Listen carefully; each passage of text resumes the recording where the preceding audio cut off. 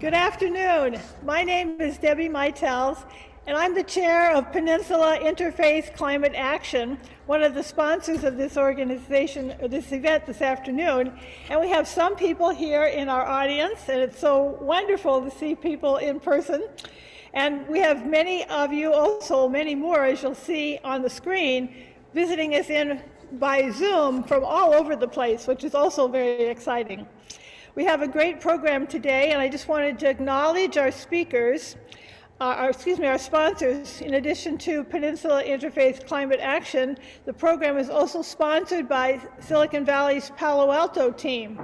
We're part of an international nonprofit citizen group, 350.org, and our purpose is education and advocacy about solutions to the climate crisis.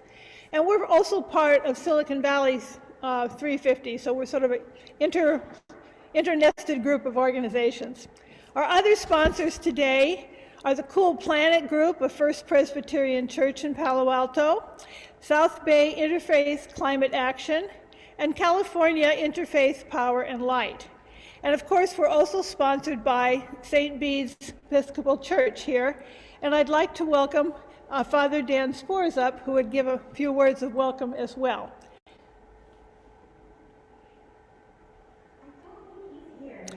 Oh, Father Spores is not attending in person? No. Okay, and is he online? Not online either. Okay, well, in his absence, we will thank him very much for his being here. He helped us quite a lot with putting together the hybrid AV system that we're going to be using today.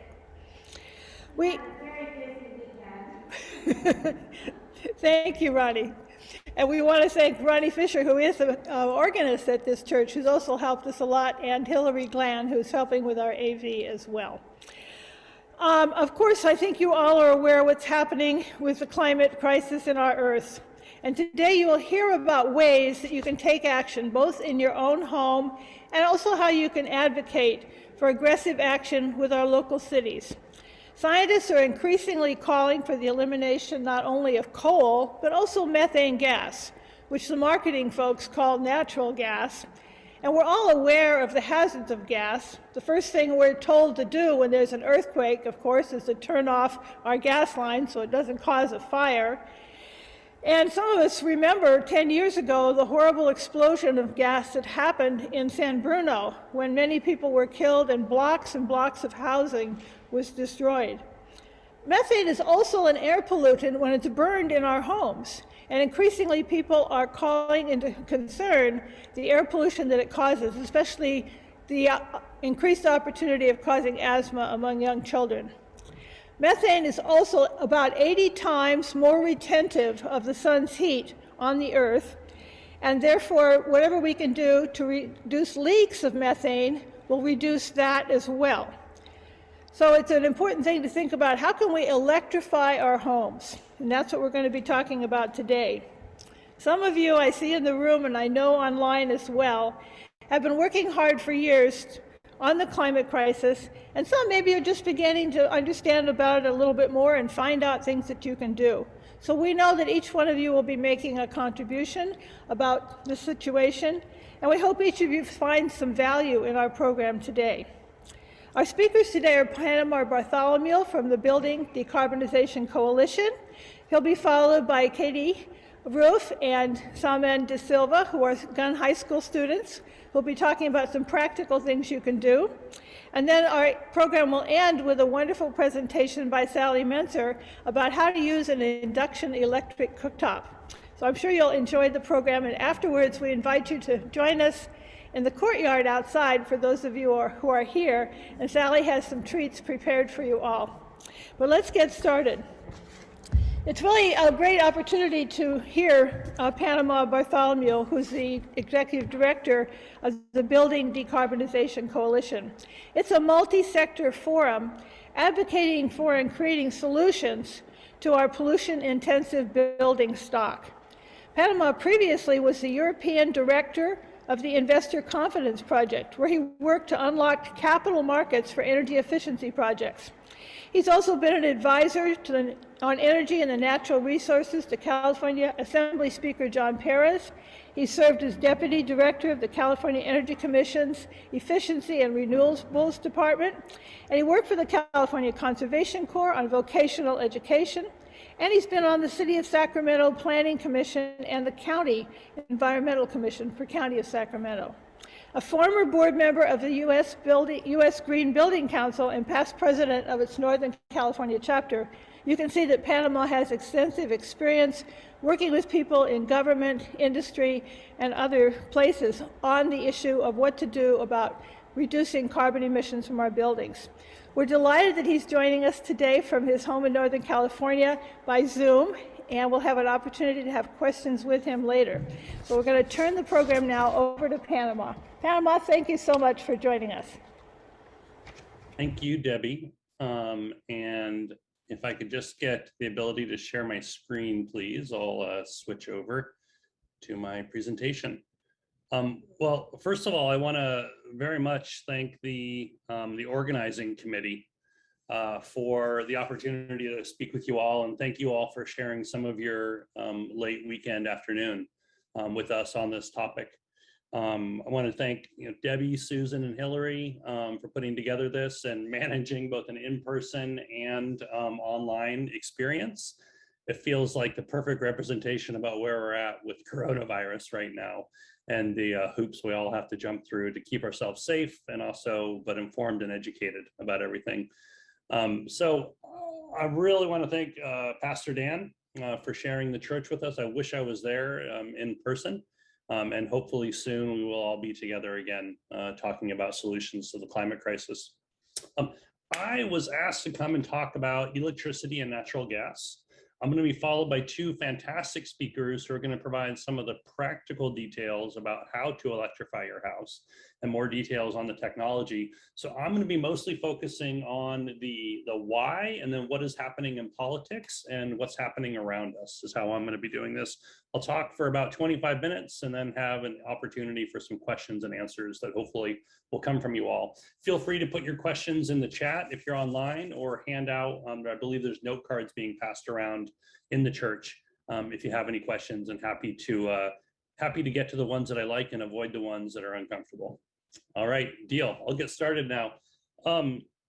Just a couple slides of context, just to remind us about where we're at and what California is trying to do on climate change. Obviously, California bears a pretty disproportionate impact of climate change due to our topography, due to being right next to the ocean, due to our climate, being a Mediterranean climate and being very dry, and also with that those coastal winds coming in. I mean, forest fires, sea level rise, drought. I mean, extreme heat. I mean, we get it all with climate change, and so it's no shock that we should be a leader on trying to address climate change and trying to play our role in helping to avoid climate change. And so the slide in front of you is one that represents a bunch of work that was done under former Governor Jerry Brown. And the key things that I just want to point out is that he signed a piece of legislation that said by 2045, we will have completely carbon neutral or zero carbon electricity produced all over California. And then he signed an executive order, not a bill, but an executive order directing all of his agencies to also bring about an economy-wide zero carbon economy, carbon neutral economy, so that industry, buildings, cars, et cetera, would all be working towards carbon neutrality by 2045. And that is the type of leadership that we need, not only in California, but across the world, if we're going to avoid the worst impacts of climate change. He specifically chose those targets at that date because that's the role that California has to play and the pace that we need to meet in order to help avoid the most catastrophic impacts of climate change if everybody else does it along with us. And so in California, this is where our greenhouse gas emissions are coming from. LDVs stand for light duty vehicles. So that's the second bar that you see there. But these are the major sectors where greenhouse gas emissions are coming from. This is million metric tons of carbon dioxide equivalents. And you can see, buildings, cars, other transportation, manufacturing. This presentation is going to focus on this little orange piece. I already said that we're moving towards 100% carbon-free electricity, which is the blue piece of buildings, the buildings bar. Where we're not making as much progress on is that orange piece of the buildings bar, the greenhouse gas emissions that are coming from burning gas in our buildings. And that's what we're going to be focusing on today. And thank you so much for coming out to talk about it. So just a little bit of background on gas. I think one interesting thing for us out here in California is we don't produce a lot of the gas that we use here in the state. We import about 85% of it from the Midwest, from Canada, and from Texas. And it comes across increasingly in areas of increasing population growth. And so increasingly every year, as we see lots of population growth in New Mexico and Arizona and Nevada and Oregon, Idaho, et cetera, we're starting to have more and more competition for that natural gas as more and more homes are built with natural gas in those states. And so right now we're going through a global surge in prices for natural gas, and us not having control over this energy source that we have strongly committed ourselves to is going to create an energy independence problem in the very near future. And so we need to get a handle on the source of the energy that we use to power our homes, our businesses, our economies. Also, this is important because we have really strong laws in California around air quality, around water quality, around drilling for gas and oil, and what you do with the waste from that. The states and the provinces that we're getting our natural gas from don't share our same values or laws around the extraction or the impacts of extraction of natural gas. And so because we're such a heavy importer, we're actually exporting all of the pollution from this heavy energy source that we use to these other states where it comes from and the communities that live around that extraction. So some of the reasons why we're having an increased focus on natural gas. One is the energy independence issue. Two, we're starting to have a much better understanding about the impacts on air quality from burning gas in buildings. When you burn gas, you release nitrogen oxides, one of the most common pollutants and one of the most common air pollutants to cause respiratory damage and respiratory attacks. You also release carbon monoxide and you release formaldehyde. We've done a lot of work in California on air quality. We still have 5 of the 10 dirtiest air basins in the entire country, including the Bay Area being one of them. And so we've done a lot of work to try to address air quality. We've put all the best available control technologies that we can on power plants. We've continued to have more and more efficient cars so that we can get cars as efficient as possible, but we haven't done the same thing about our appliances in our buildings. And so when you look at our appliances in our buildings, our furnaces, our water heaters, our stoves, and our clothes dryers, combined, the appliances in our buildings that are burning gas are producing 5 to 6 times more air pollution than all of our power plants across California, and twice as much air pollution as all of the cars over car crazy California as well. And if we're going to start to really get the kind of air quality that we need to be able to support healthy lungs across California, we're going to have to come to terms with reducing pollution from buildings. But it's not just the pollution that escapes from the buildings. Perhaps some of the most dangerous pollutants at the most dangerous levels are burning gas from appliances and keeping that pollution indoors. And unfortunately, through a number of increasing studies, including from our own Lawrence Berkeley National Laboratories, is starting to show the really high levels of pollutants that are in homes that have gas stoves and use gas stoves to cook foods. In 2014, Lawrence Berkeley National Labs did a big study of 60,000 homes in Southern California, and they modeled out that about half of those homes, all of them with gas stoves, half of those homes were exposing people to levels of nitrogen oxides, carbon monoxide, and formaldehyde that would be illegal if found outdoors. Dr. Brett Singer, the scientist behind the study, said if we were seeing these levels outside, we'd be able to go and have a regulatory proceeding against the source of this pollution. But because it's in people's homes, there's nothing we can do about it. And so increasingly, there's a growing body of evidence that shows there's significant indoor air quality problems of cooking with gas, including a study out of Australia, university in Australia, and this was a news article about that study, that compared the impacts on children's lungs of living in homes with gas stoves as living in a home with a cigarette smoker. And so we're increasingly starting to see now regulations about what we do about homes that have gas stoves that I'll talk about later on in the presentation. As Debbie mentioned, though, one of the most critical issues with natural gas is its greenhouse gas impact. Natural gas is basically methane. 92 to 98% of the natural gas that you may burn in your house is pure methane. The rest of it has some sort of additive or pollutant, depending on how it was extracted and the basin from which it was extracted. And the reason why methane is an issue is because, as Debbie said, it's a super pollutant. It's 84 times better at trapping heat in the atmosphere than carbon dioxide. It doesn't last a long time. It's got a half-life of 25 years, but it's incredibly powerful. And scientists say that about 1/4 of all the climate change impacts we're having right now are just due to the methane emissions from the last 25 years. And so it's having a significant impact on us right now. And this is the reason that the Intergovernmental Panel on Climate Change is starting to take a new look at it.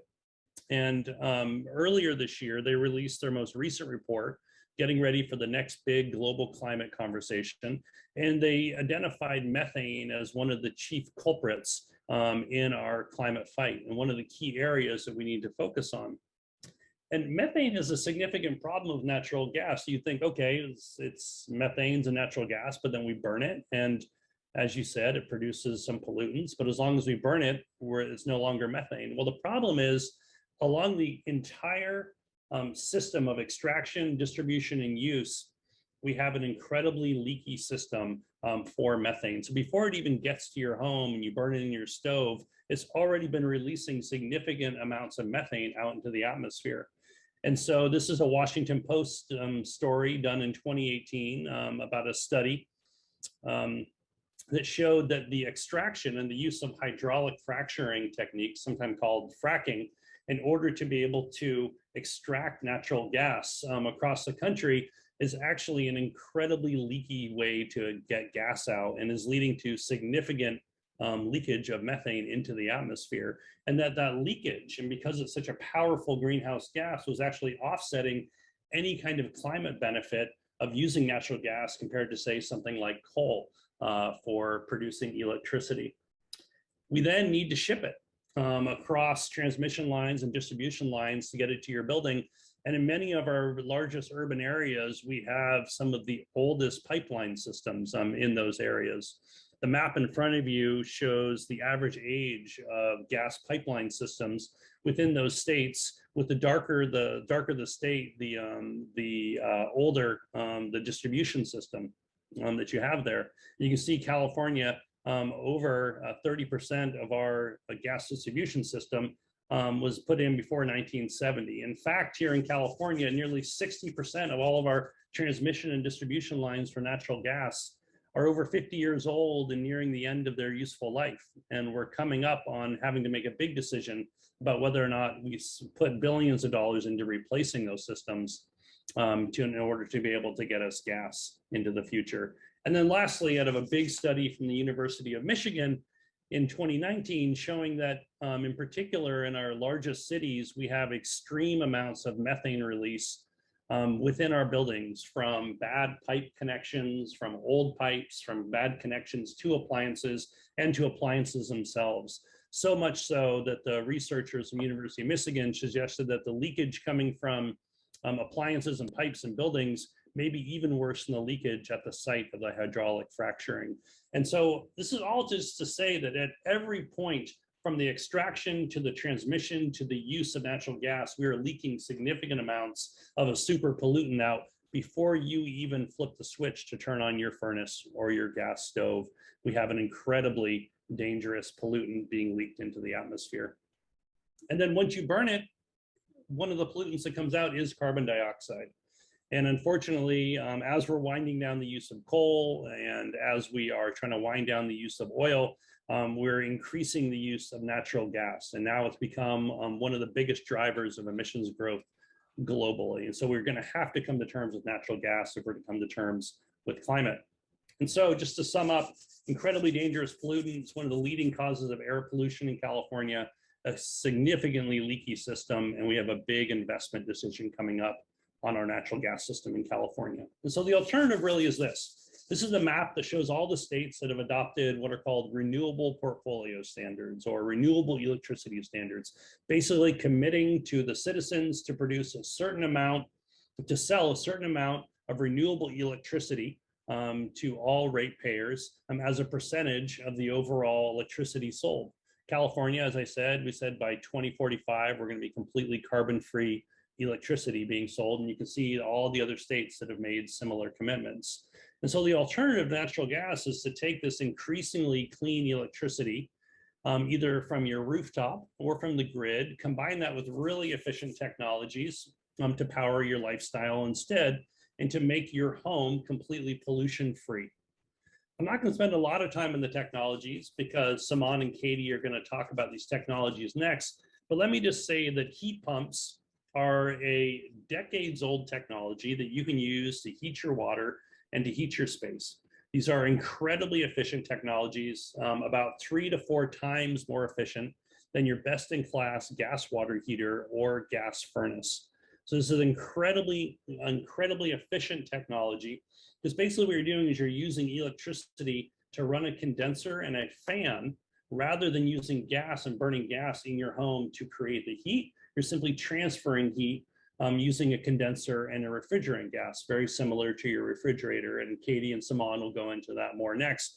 But because of that, it's incredibly efficient. And it's so efficient that in every state in the United States, if you switch your water heating and space heating from a gas water heater and a gas furnace over to a heat pump, for each of those purposes, you'll get a greenhouse gas benefit. And the cleaner the grid that provides that electricity for those heat pumps, the more of a benefit you get.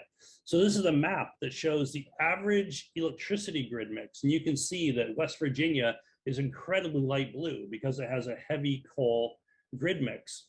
And so, but even in West Virginia, if you switch over your water heating, your space heating from gas over to electric and run those heat pumps off of West Virginia's dirty coal grid, it will still be a greenhouse gas benefit compared to running your water heating and space heating off of gas. And that's due to the intrinsic efficiency of heat pumps. And then you look at California with a very clean grid.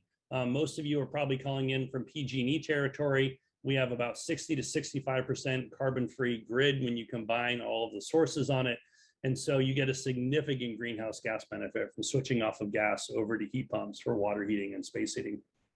But the technology that everybody wants to talk about, everybody says, oh yes, climate change, we've got to pull climate change. Like, whoa, I have to change my stove? Hang on a second. Maybe we don't solve climate change. And so the stove is where we find ourselves spending a ton of time talking. And I'm sure we've all had bad experiences with poor old coil-based stoves in the past. And what I would say is give it another chance.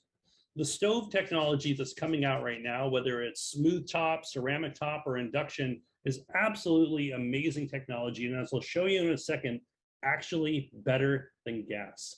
You might say, well, that's an opinion. I'll say, well, I'm going to give you empirical proof that it is better than gas. So here's an induction stove. Some people call it the Tesla of your kitchen. For those of you that are less familiar with induction, you're about to become a lot more familiar with it. Shelley's going to give a demonstration, but basically uses electromagnetic fields to stimulate the molecules inside of a pan to get them hot and to be able to then heat up food. When you're cooking with gas, you're heating up the air around the pan or the pot that you're cooking in. And so you're having a significant amount of energy release. About 70% of the energy in a gas stove is lost in releasing to the air around you. That's why your kitchen gets hot when you're cooking with a gas stove. Not so with induction. It's about 90% efficient of the transfer of energy from the stove actually into the pan. So it's an incredibly efficient, incredibly safe and effective way to cook food. Now, I said that it's better than gas. And you might say, well, how can you say it's better than gas? What are the two things that people think they like better about gas stoves? They think they like power, and they think they like control better. They think, gas is really powerful, and I hate electric stoves. It takes a long time for them to heat up. I turn on the gas stove, and boom, it's heating up immediately. And then control. I turn down an electric stove, and it takes a long time to come down, whereas gas, I can immediately turn it down, and it comes down. So The Food Service Technology Center out of San Ramon that does a lot of research on food did a big study 2 years ago, and they compared 3 induction ranges represented on the slide in front of you by the red lines on there, 2 resistance electric ranges represented by the green lines, and 1 top of the line master gas stove represented by the blue line. And what this chart shows is it shows the average time that it takes 12 pounds of water, about 4 children's worth of pasta water, to come to a boil, just about 200 degrees, a little under, and then how long it takes it to get it back below boiling point on these different stoves. And so it measures the 2 things that chefs and foodies are concerned about the most: power and control for their technologies. And so what you can see is that the 3 induction ranges were incredibly fast about getting this water to a boil, twice as fast as the all-electric models and 3 times as fast, therefore 3 times as powerful as the best-in-class gas range. And then on control, one of the beauties of induction is when you turn it down, it immediately goes down. And so as you can see from this testing done by the Food Service Technology Center, it has about twice as good a control as your best-in-class gas stove. So when it comes to the 2 issues that foodies and chefs care about the most, power and control, induction blows the doors off of gas stoves. And is one of the reasons why Consumer Reports loves induction cooking and electric cooking in general. When you look at the 2020, the top 8 ranges out of Consumer Reports, 6 of the top 8 ranges were electric, with 5 of them being induction, including the top 2 for a wide variety of different prices. And you can see the top gas units coming in about $2,725. And so when you look at this critical issue of cooking in the transition for homes off of gas, you have technologies coming out now that are safe, efficient, perform better for what you need, and are incredibly easy to clean. And so you might say, well, fine, but this electrification, it must be very expensive. Well, the good news is that those rabid environmentalists at the California Building Industry Association, the trade association of home builders in California, did a big study in 2018, and they looked at the cost of electrifying homes in California. And what they looked at is for looking in particular at appliances and looking just at appliances. And the study found that electrical appliances that we're talking about, heat pumps, induction stoves, induction dryers, et cetera, have a similar or lower cost than natural gas appliances. What they didn't include in this study was the cost of the infrastructure of getting gas to the building. And that includes the lateral from the gas main in your street all the way out to your house, anywhere from $6,000 to $15,000 in California, plumbing to be able to get that gas to all the different appliances, and then the venting to be able to get the toxins that come out of burning that gas up into the Bay Area's air basin as quickly as possible. On the low end, it's about $7,000 per home in order to have gas in your building. The National Association of Home Builders puts out a study every year that looks at the impact of every $1,000 of increased costs on a new home, and what kind of families it prices out of the ability to be able to afford a home. And they say for every $1,000 in California in 2021, about 12,000 families are priced out of the ability to afford an average home in California. And so we're looking at about $7,000 just to put gas into homes. You're always going to put electricity into the home, but gas is an actual choice about whether you put it in. And when you look at the cost, it's a clear winner. The consultancy firm E3 looked at bill impacts of retrofitting homes up and down California, PG&E territory, Los Angeles Department of Water and Power territory, Southern California Edison territory. And when retrofitting water and space heating from gas over to heat pumps, in all of the different projects they looked at, you had a bill benefit, meaning you were paying less than what you were paying before. And for retrofits, and on new construction, it was basically a wash. It was coming in about the same. We already build incredibly efficient homes in California, and we have really high electricity rates and really low gas rates. And so for new construction, it was coming in basically a wash. Now, every home is different. Every house is different. Every shower length is different. Everybody likes a different temperature. So, results will vary. But in general, from this major study looking at across the state, we found that there was a significant bill benefit for electrification. So just to sum up, electric buildings are going to be cheaper, healthier, more climate friendly, and safer. So I'll finish here with what's happening then. In 2019, Berkeley became the first city to ban natural gas in new buildings. First city, and not only in California, but in the United States. And it started a wave of other cities. 49 other cities in California have now adopted this. Denver, Seattle, cities over in Massachusetts, Vancouver, and we have a next wave coming up as New York City has proposed this as well. All of it started with a spark right in Berkeley, California. The fourth individual to testify that day in Berkeley at the city council meeting when they were considering adoption of this was Darren Klein. And he's a representative from Pacific Gas and Electric, and PG&E is the fourth largest distributor, the fourth largest seller of natural gas in the country. And Darren got up, he was the fourth person, and he said to the city council, we're here to support Berkeley and any other city in our territory to help us, PG&E, stop the expansion of our gas system. We recognize that an expanding gas system with fossil fuels does not have a role to play in California's decarbonized future, and we don't think our customers are going to be able to afford it out into the future. Since then, they have testified or sent letters of support to dozens of cities across their territory that are considering similar policies. And you folks in your territory, really along the peninsula and running down into Santa Clara County, have really led the state and therefore the country, therefore the world and the galaxy in adopting these policies to either ban or seriously hinder the expansion of gas within your communities. And that's given really that's given the push to the state to do something as well. And so the state just adopted a brand new statewide building code across the entirety of California that'll go into effect on January 1st, 2023. And this does not require all electric construction starting in January 1st, 2023.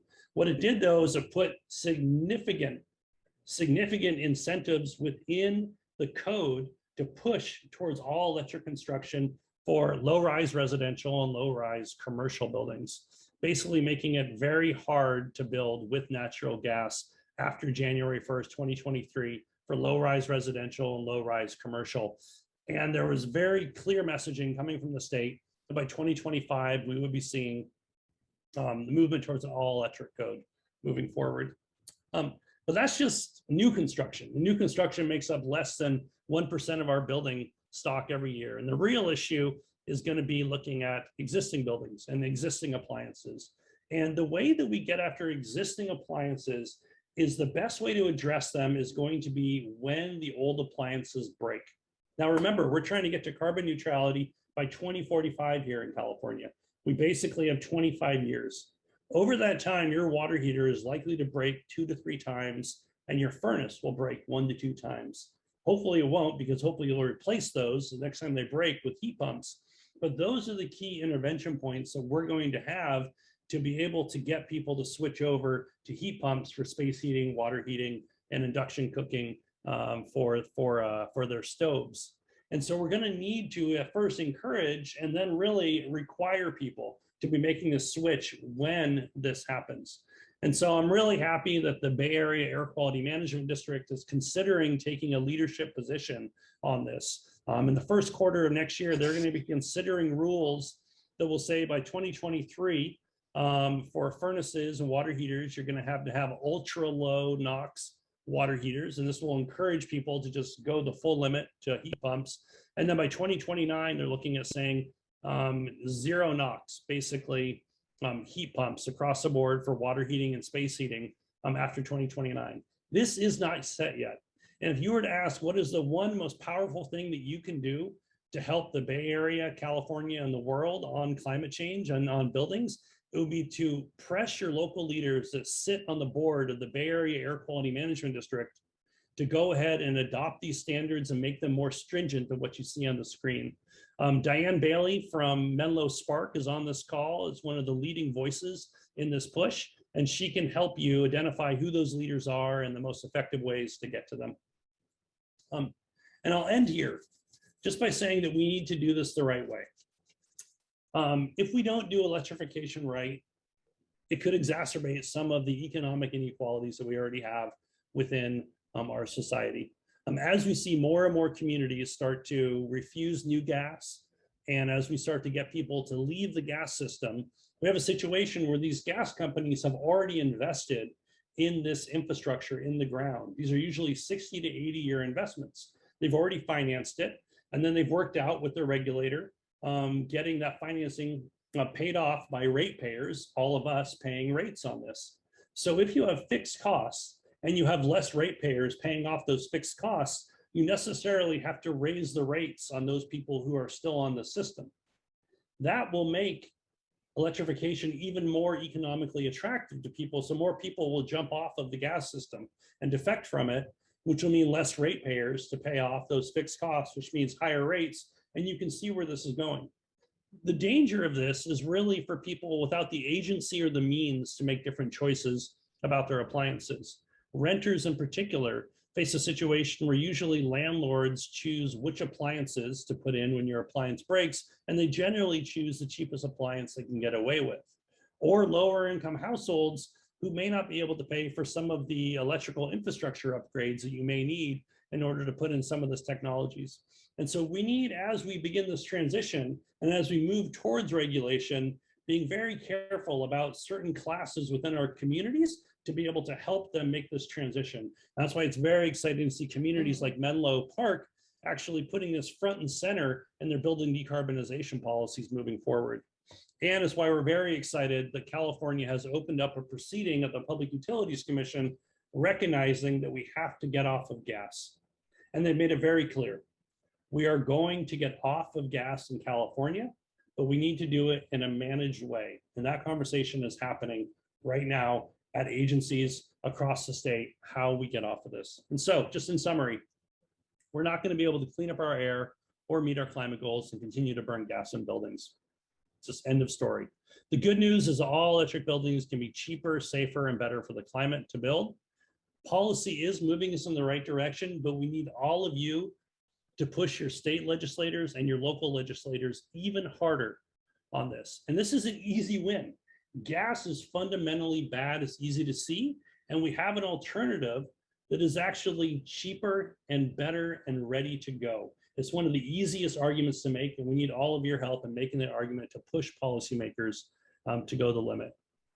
So happy to talk to you more. This is our website, buildingdecarb.org. Thank you so much for having us. Look forward to the questions. I look forward to the other presentations and working with all of you to make sure we decarbonize and take the pollution out of California's buildings. Thank you all very much.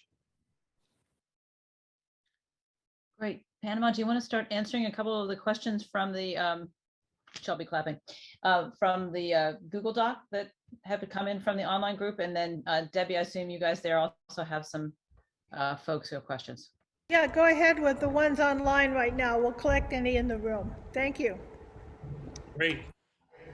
So one of the first questions was, why are all these towns going electric?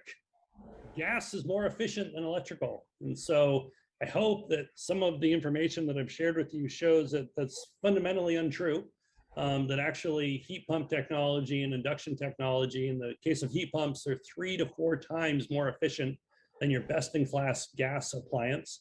And with induction ranges, as I said, your best-in-class gas range is about 30% efficient, and your average induction range is 90% efficient. And so just burning gas in your buildings is not efficient. Burning gas in a high-powered power plant, and then sending it to your home to run a heat pump, or creating renewable electricity and sending it to your home to run a heat pump, is many times more efficient than gas. And that's why we have 50 cities in California that have now made this jump. That's why we have state policy now pushing this as well.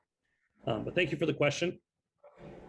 Another question, how is electricity being generated? Coal, natural gas, wind or solar aren't plentiful enough yet. Well, I would argue with the last one. We have a lot of wind, we have a lot of sun.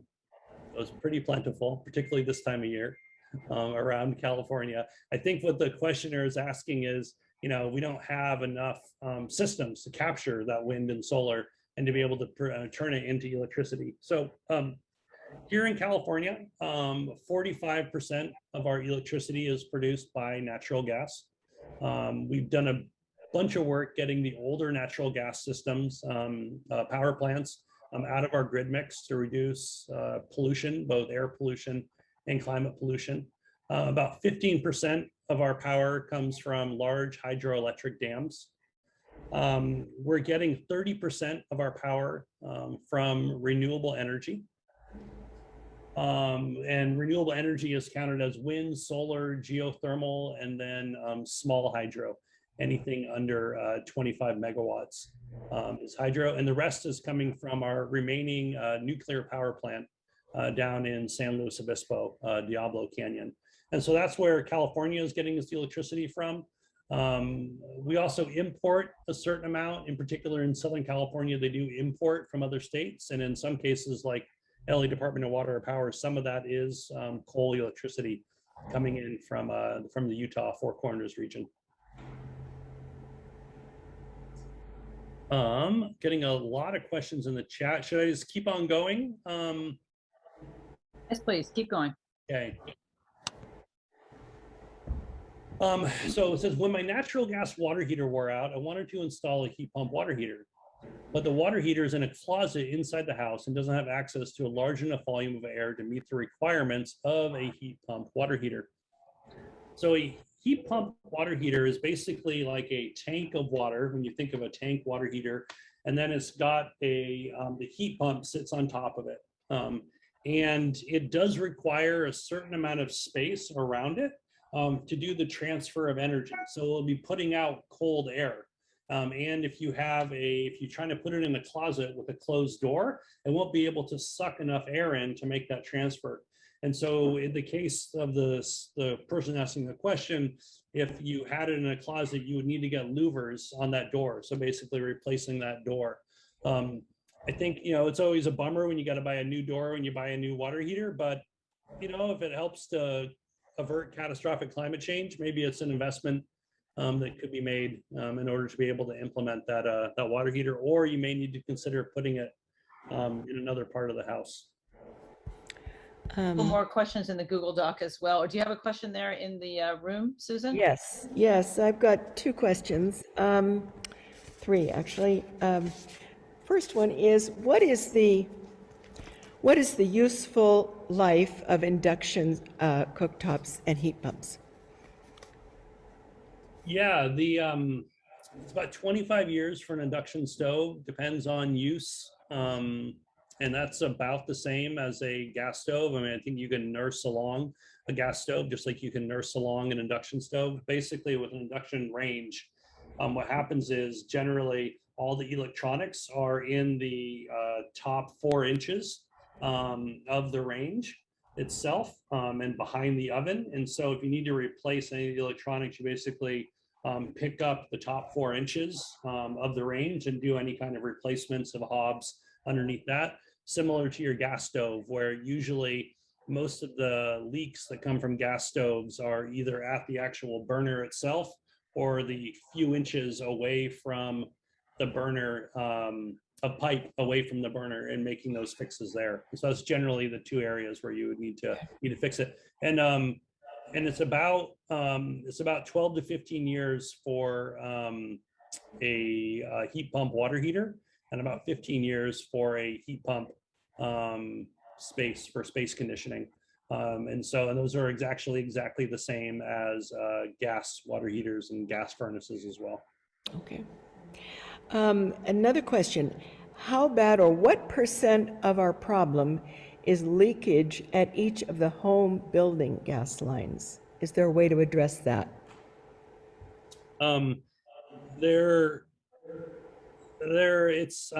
Unfortunately, it's expensive. When we moved into our house in 2017, the second night we were there, we definitely smelled gas. And so we called up PG&E, and PG&E said, get out of your house immediately. It's like, well, that's not really realistic. We had a little kid, we had nowhere to go, so we weren't going to be getting out of the house. They came and they said, yeah, there's a leak. And it's the same place that it happens in houses all over Northern California. It's right where the gas line comes into the home. There's usually condensation there, and eventually it wears down the line, and there causes a leak. And so you're gonna have to spend a few $1,000s to replace that. And so basically what you can do is, I would never recommend lying to PG&E, but if you're concerned about leaks for your house, what I would say is go to PG&E and say you smell a leak, and you get them out there and they bring out an amazing electronic nose and they can smell all around your property and your house to see if there is a leak. And then you spend thousands of dollars to fix those little pinpoint leaks with a brand new pipe. Or you don't, and you just replace your gas appliances with electric appliances, and you avoid the whole thing completely. Well, the third question I'm actually going to save because I'm going to answer it later. It has to do with where to go if you want guidance for making the switch. We're going to talk about a program. So we've time for one more question before we move on to our next presentation. Sure, and it's one that I get a bunch, and you're hearing about it a lot, but you're hearing about biogas or hydrogen a lot. And we've already invested in all these pipes. And why don't we just keep on using these pipes and just put biogas? You take manure all over the Central Valley and you capture the gas and you put it into those pipes, or you take hydrogen and you put it into those pipes, and then we burn the hydrogen instead. And so the challenge with that is really its availability and its cost. If we took all of the biogas opportunities across California, and then we took California's population share of biogas opportunities from the rest of the country and brought it in and didn't use it in anything else. So didn't use any more in any of our transportation or our fleets that we're using it now, and just use it in our buildings, it could provide at best about 15% of the natural gas demand in buildings right now. And so you're going to have to make up that other 85% with something else, likely some electrification, but much more likely natural gas. And so relying on biogas for our gas system ties us to a future of relying upon methane, around fossil gas for our gas system.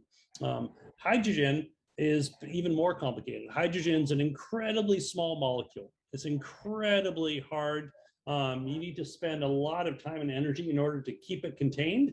And we did not build out a natural gas distribution and transmission system for hydrogen molecules. Anything over a 15% blend of hydrogen starts to cause embrittlement of natural gas pipelines and need for replacement. And so if we're going to be putting in hydrogen into our gas system, we're going to need a wholesale replacement of our gas system. For transmission lines, that's $4 to $6 million per mile. For distribution lines, that's $4 to $8 million per mile. And I would much rather be investing that in the electricity system, which we need for every other part of our economy, rather than in the natural gas system that's going to be reliant upon fossil methane out into the future. And so the cost, though, of biogas and hydrogen, right now, biogas is about 3 times more costly than natural gas, methane natural gas. And as we get to higher and higher proportions of it, it gets up to 20 to 30 times more expensive. And you can't even look at green hydrogen on the same chart. The costs of that are so high that they're so far out into the future. And so the key thing with biogas and hydrogen these are precious resources, and we should be using them, but we should be using them in the most precious way. We can easily electrify our buildings. We can't as easily electrify certain large industries, freight, aviation, airplanes, et cetera. Those are the places we should be using biogas and green hydrogen, rather than burning it in my water heater so I can take showers at my home. So thank you all very much. Look forward to working with you all on solving California's climate challenges, and look forward to the rest of the presentations. Thank you so much. I think we've all learned a lot, Panama, from what you shared. We really appreciate it. And now it's our pleasure to introduce 2 other budding young experts about electrification. We have 2 wonderful students from the Gunn High School Green Team, Katie Rueff, who's a junior at Gunn High School, and Saman Silva, who's a senior, and they're going to share with you a presentation that they've put together that will give you some of the more practical details that you might like to use for working in your own home changes. So we're going to turn it over to Katie and Saman. Thank you so much. I think we'll need a moment to share our screen, and then we'll get started. And in the meantime, we'd love to thank Ronnie in the back for just making this all possible. Just all the setup was so streamlined by all the technology she was able to set up. So we are really, really grateful for St. Bede's and all the technology that we've been given access to for this presentation. So if the screen share is working, why don't we go ahead and get into it? Malfunctional? Oh, right. Wait, can you see our screen? Hillary, is that working for you? I think it is. Yes, I can see your screen. Great, thank Wait, you. started. So, I would like to give a quick introduction about us as 350 Palo Alto. I think we talked about it pretty briefly, but you know, we as a team are really focused on awareness and spreading awareness. You know, Katie and I were both kind of roped and indoctrinated, if you will, into 350 through one of the community presentations they came and gave at our own green team. So I am the president of our school's green team, and Katie is my vice president. And we really, really value all of the community outreach that 350 does. And so one of the big things that we want to talk to you about today is kind of the more practical aspects, like Debbie was saying, about the specificity of switching to electric. So just a brief overview. I mean, Panama already covered this, and a lot of the stuff you're going to hear is kind of a little bit broken record-y, just because Panama's presentation was just so thorough. But with electrification, we are prioritizing taking natural gas out of our homes and introducing electricity so we can get fossil fuels out of our investments. Yeah, so to summarize the importance of electrification, not only is it much more efficient, but because of this efficiency, we're not only helping to save the planet by decreasing carbon emissions, but also saving our pockets by decreasing the amount of money we spend. So overall, this lets us heat our homes comfortably and just live comfortable lives while still maintaining a sustainable future. All right, so before we kind of launch into things, I would like to give the caveat that we are extremely fortunate to be able to be here today talking to you about your own journey switching to electric, because here in Palo Alto, we have the wealth, we have the resources that we need to go electric, but not everywhere in the US currently has that. Luckily, so it is possible for us to get there, and Palo Alto is fortunate to be like a step closer. But overall, once we can electrify everywhere in the US, we'll be able to save 3 to 5 tons of carbon per year, and that's just by switching to electric appliances. So, Yeah, we don't want to block the projector though. Yeah, thank you. so the process of electrification has 2 important steps. 1, electrifying your home, and 2, education. So I'm going to have Saman kick us off with electrifying your home. Yeah, so just talking about specific appliances, yeah, Katie, if you can just give me the next slide. You know, Panama already went through this, and I've actually had extensive conversations with my dad about this. It's covered a little bit by this top bit, but you can see induction cooktops is our first one that we want to cover. And my dad is super resistant to buying an induction cooktop, and that's because as a kid, you know, he grew up in a single-family apartment, and it took him 15 minutes to heat up his induction cooktop before he could go crack an egg on it. And so he's, for the rest of his life, vowed to never use an induction burner because it's just so unpractical. And I've had to tell him, you know, modern technology has brought us to a wonderful point where induction cooktops are incredibly viable, as Ms. Mentzer is going to show us in a second. The second thing is that people tend to have a huge psychological love for induction cooktops. You know, gas is something that we've cooked on for our entire lives, and so why make the switch now if we know that gas is so reliable?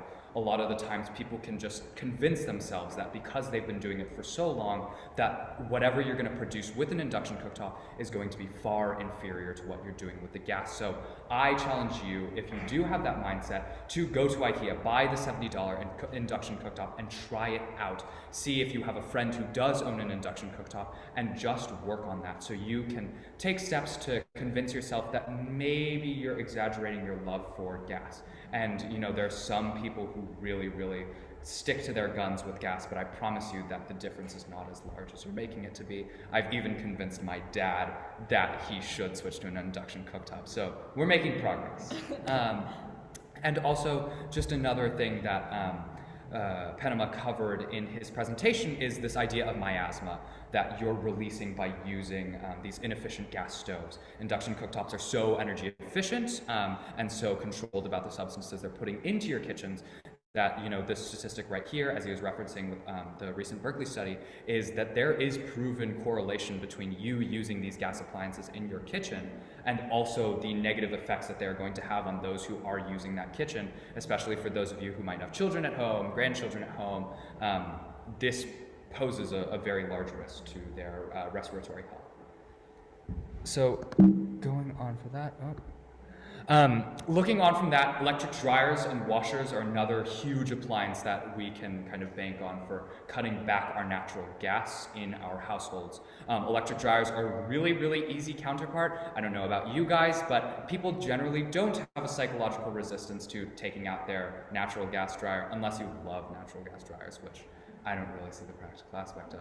And so electrical dryers, really, really easy to switch in. They are all of the state-of-the-art dryers. When you want something like that, that quote down there says, you know, smart sensors and all sorts of newfangled gadgets that you can find on electrical dryers are really just the direction that we're moving in. At this point, it is going backwards on the innovation curve to keep on continuing to use a natural gas dryer. Right, so our next appliance is the heat pump heating and cooling system. So this is another great way to decrease your carbon footprint.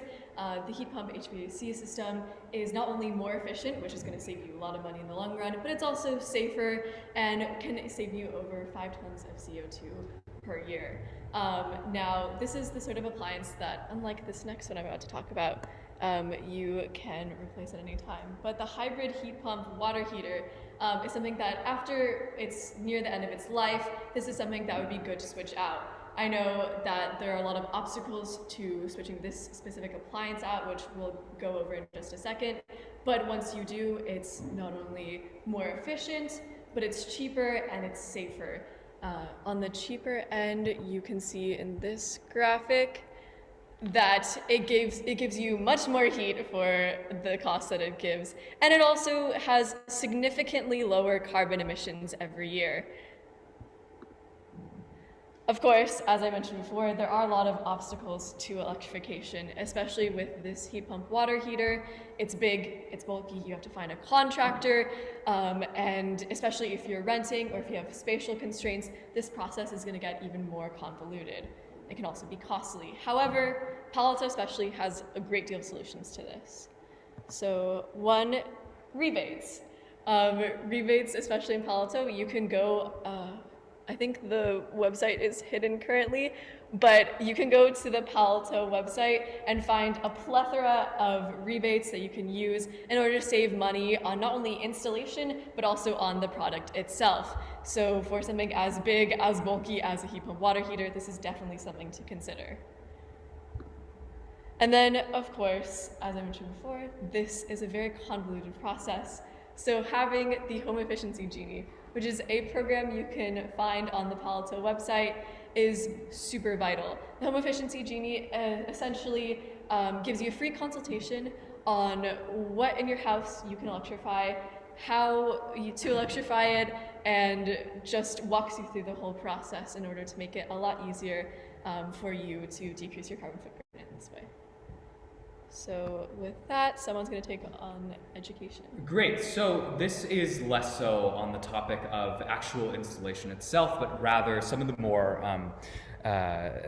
kind of awareness aspects that you can build into your electrification. So, of course, electrification as an individual is one of the greatest ways you can reduce your individual carbon output as a single-family household owner.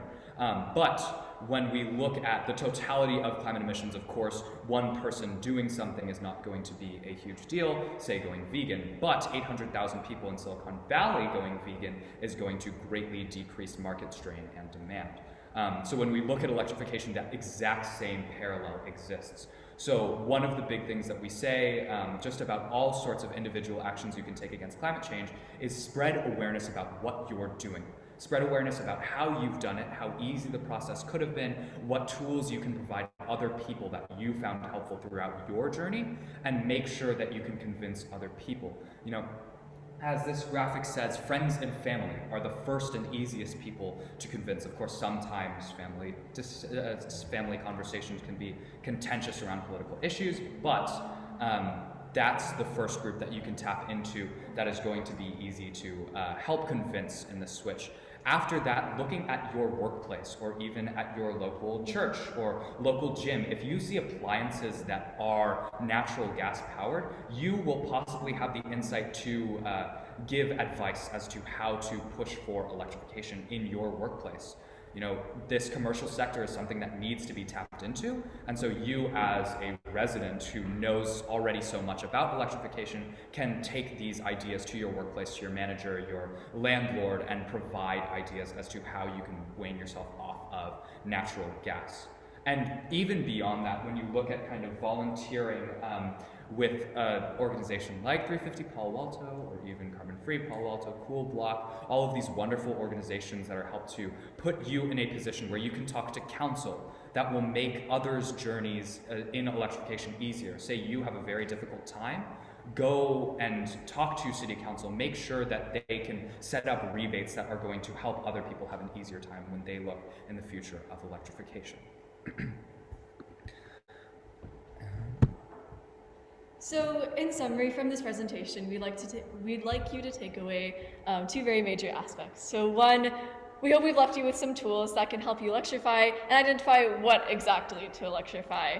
And number two, we hope that you will join the fight against climate change by encouraging not only your own family to electrify, but also encouraging those around you to join the electrification campaign. And actually, if you're interested in joining our own 350 Palo Alto team, you can get involved by emailing Susan Chamberlain and checking out our website. So thank you so much for attending our program. And if you have any questions, feel free to reach out to Saman or myself at our emails on the screen. Thank you. All right.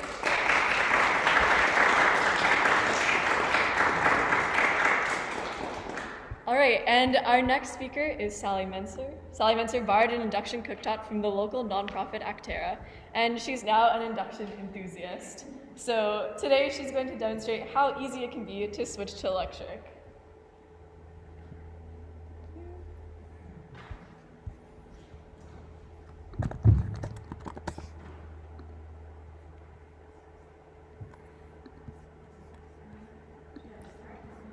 We are getting your camera on. Just one moment, sorry. Great.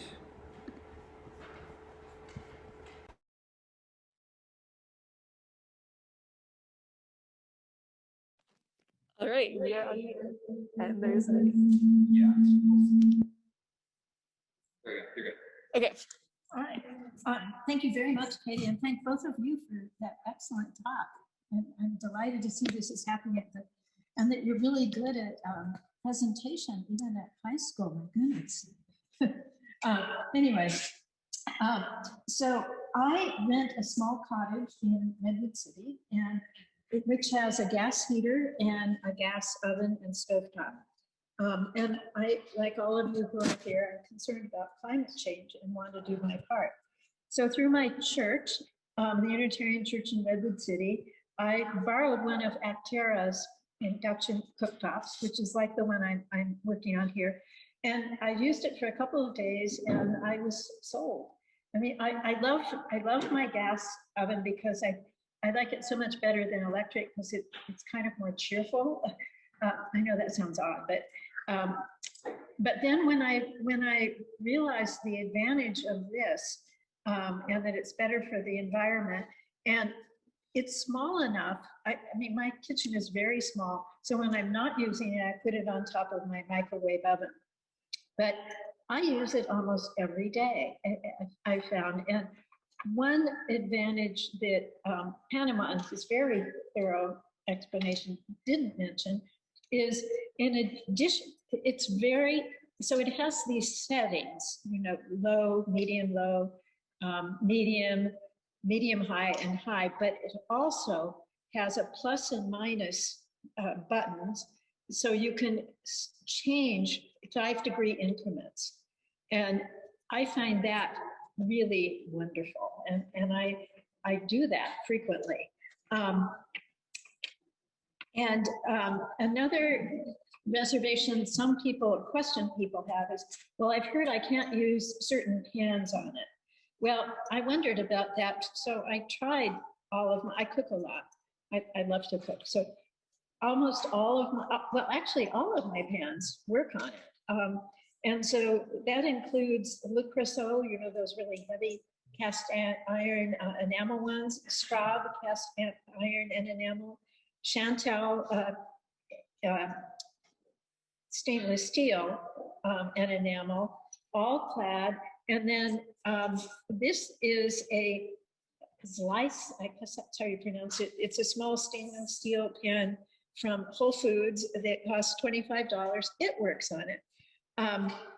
And so, let's see what else I was going to add.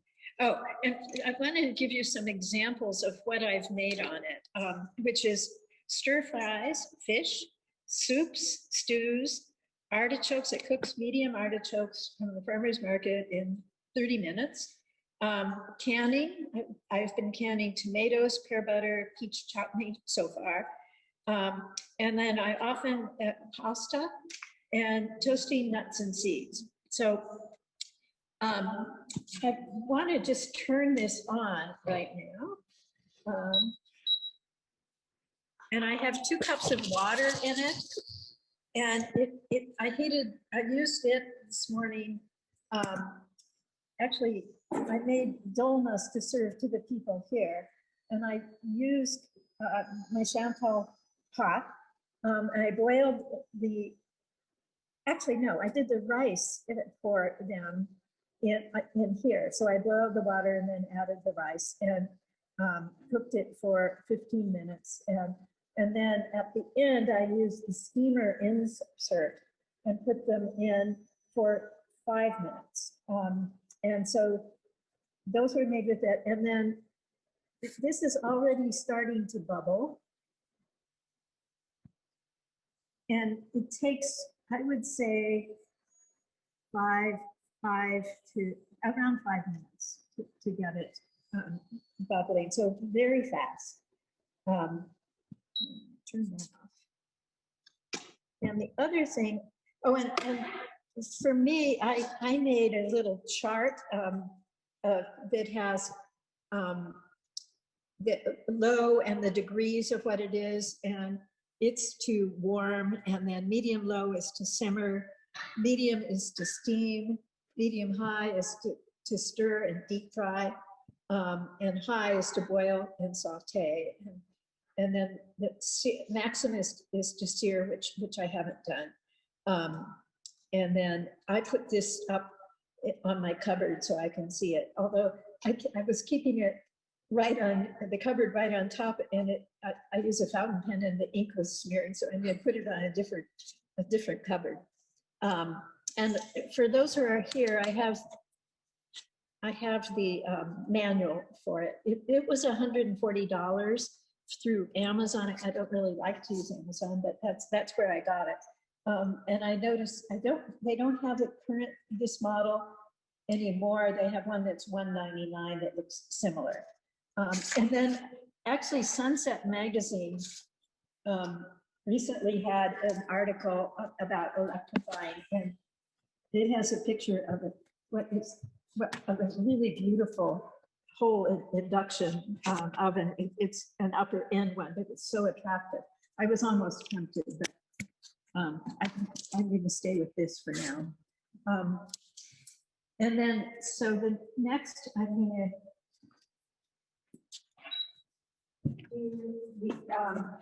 so I also made some cookies for the people here, and I toasted both the sesame.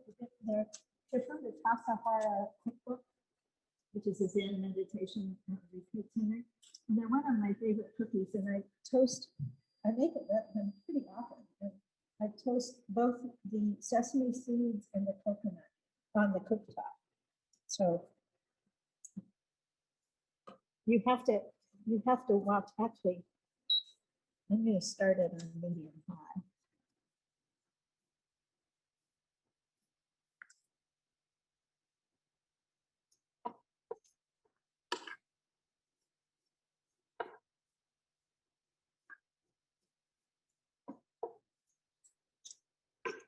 On my gas stove, I found that I have to be more vigilant than I do on this. But it'll turn pretty quickly.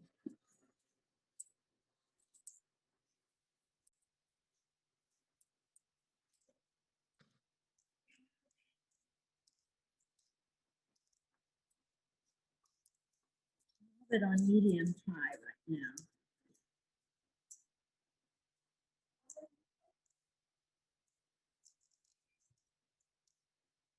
I believe the question was, what are you cooking? Oh, I'm cooking sesame seeds. I'm just toasting sesame seeds.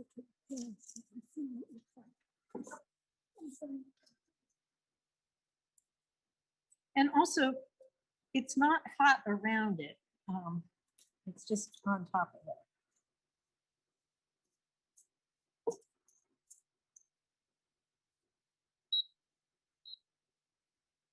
Moving more slowly now.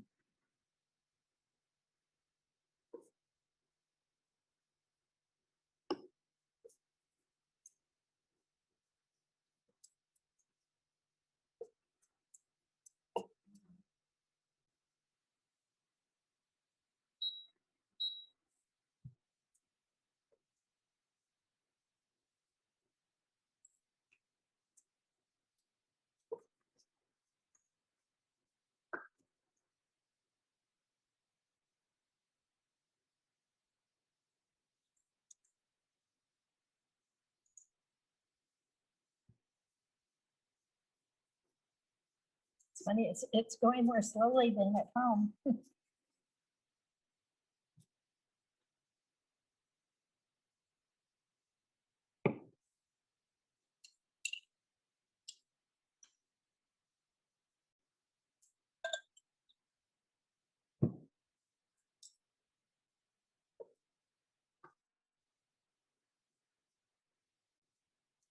So now it's starting to brown, and then it will go very quickly now.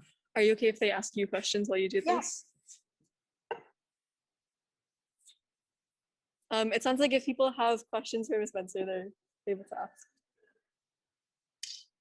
Oh, yeah. What'd she say? I believe they have a question for someone and For someone else? for someone and me. Yeah, wait, who had the question?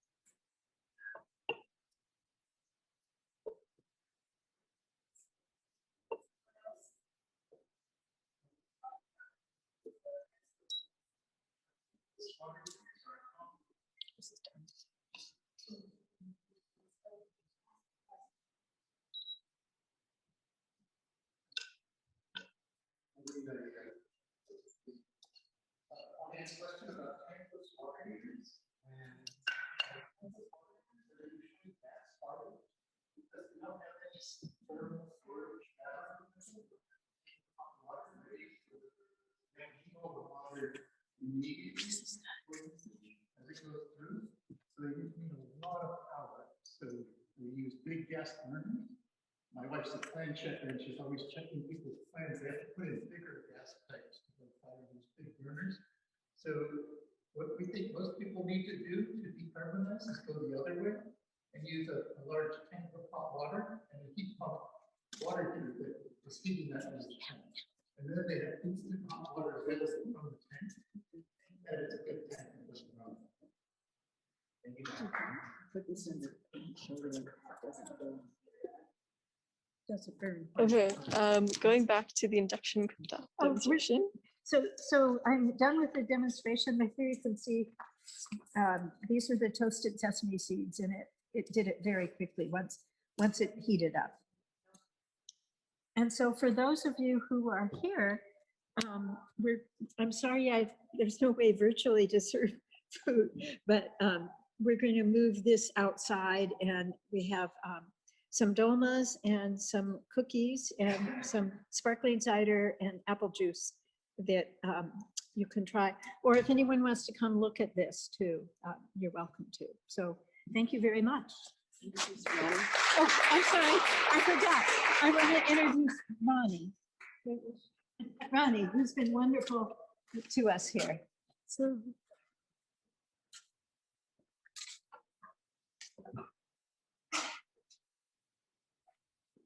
I think we're gonna go back to sharing the screen.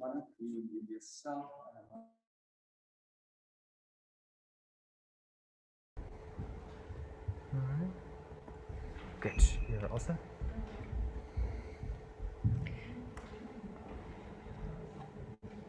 Hi, my name is Roddy Fisher, and I lead the South Bay chapter of CIPL, California Interfaith Power and Light.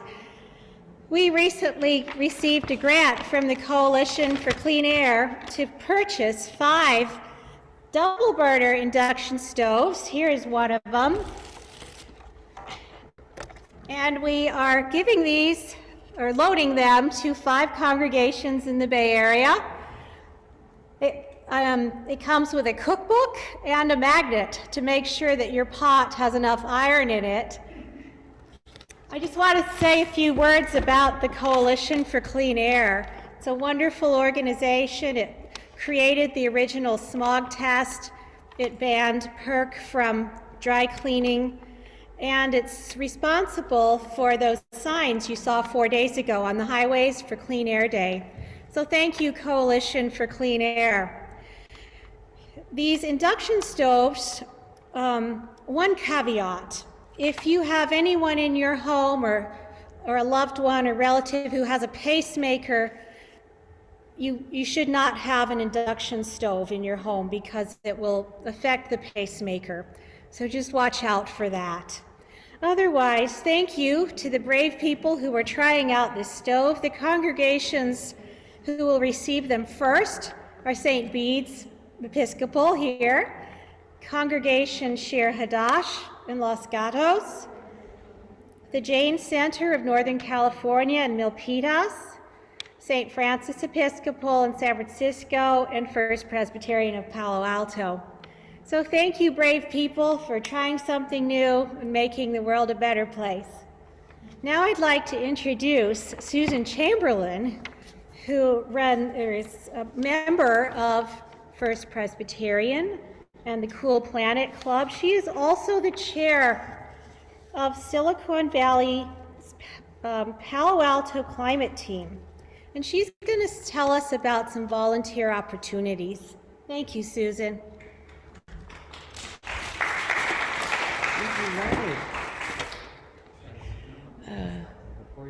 Great. Oh, it just disappeared? That's so fun. Okay.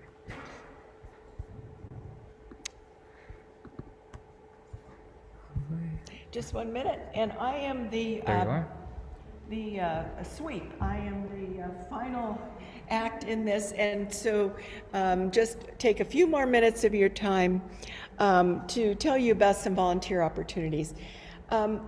So many of us here today are concerned about the climate crisis, and many already very engaged in fighting it. If you're looking for new opportunities and ready to get started and roll up your sleeves and take action, here are some ways to do just that. So starting off is the 350 Silicon Valley Palo Alto City Team, and our mission is education and advocacy for strong climate policy in Palo Alto.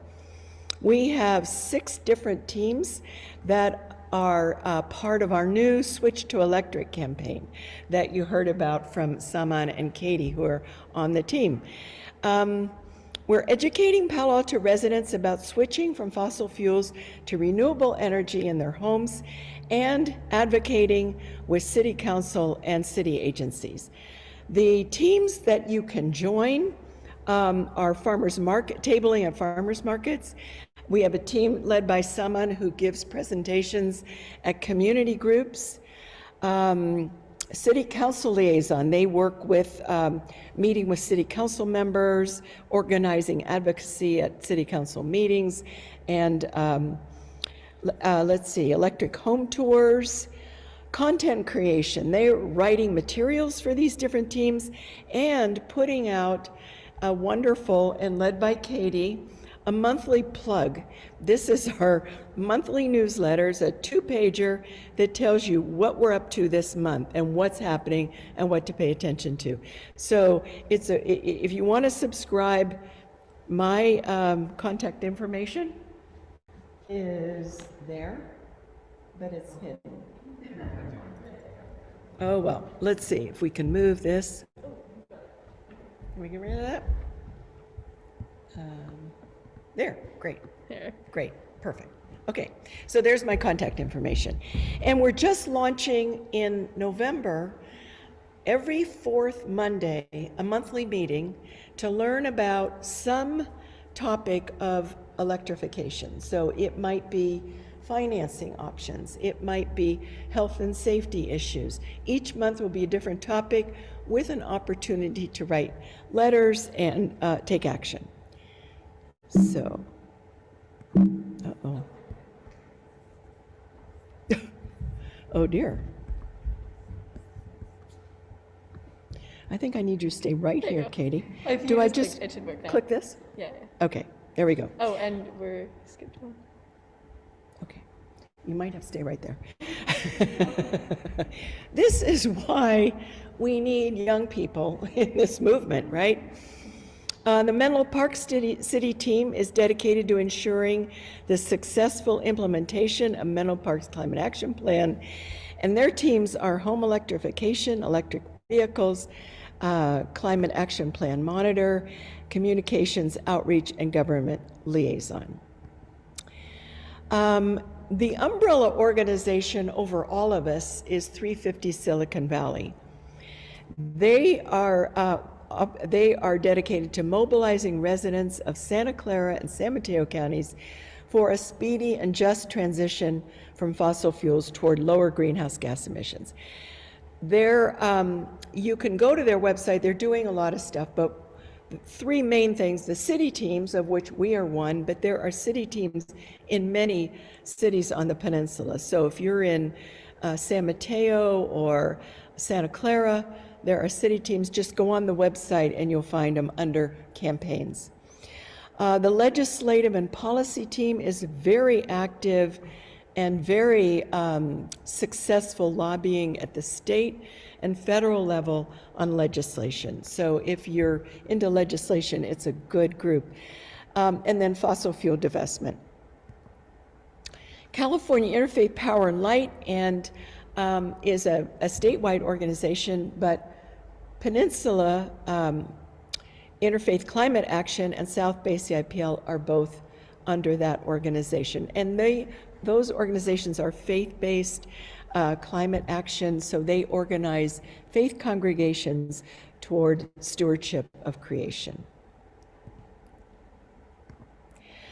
Finally, if you're ready to electrify your home, and I don't remember who asked the question about this earlier, somebody gave me a card. If you are ready to swap out your gas appliance for an electric one and need some help and some guidance, the Ambassadors Program and the website is there. Take a picture if you need to record it, but it's a wonderful program that will match you with someone who has already installed the appliance that you're wanting to install. So if you're wanting to install a heat pump water heater, it'll match you with someone who's already done that. That person can walk you through the process, advise you about selecting equipment and contractors, permits, et cetera, et cetera. So it's a wonderful resource for those who are ready to electrify. So in closing, I want to thank everyone. I want to thank Panama Bartholomy for sharing your comprehensive understanding and big picture about the goals in our state and the situation nationwide.